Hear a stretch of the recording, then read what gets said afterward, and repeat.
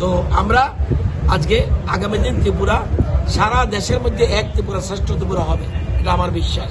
এবং এই যে যে লোকসভা নির্বাচন হচ্ছে আমাদের দুই কেন্দ্র থেকে তো যাবেই, সাথে এবার 400 পার যে স্লোগান এটা বাস্তবায়িত হতে যাচ্ছে। ওরা বলছে যে ইন্ডিয়া জোট হওয়াতে তারা আরো বেশি শক্তিশালী হয়েছে এবং এটা তো আর সময়ের অপেক্ষা। 19 তারিখ আর 26 তারিখে দুটো ভোট দেখুন, তারপর 4 তারিখ খবর নেবেন কি হয়েছে।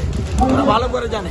আজকে দেখেছেন সিমনা, বামটিয়া, মোহনপুর মিলে এরা 25টা আগরতলা থেকে 3-4 জন করে মারুতি গাড়ি করে ঘুরছে। এইটা এই জিনিস আমরা জানতাম। এই যে বলছি ডুবন্ত জাহাজ, কিচ্ছু নেই, জনসংযোগ কিচ্ছু নেই। আজকে চন্তাই দেববর্মা যদি থাকতো, আজকে চন্তাই দেববর্মা এই এলাকার কমিউনিস্ট পার্টি একটা বিরাট নেত্রী এবং ওনার আত্মীয় এখানে রয়েছে। আপনি জানেন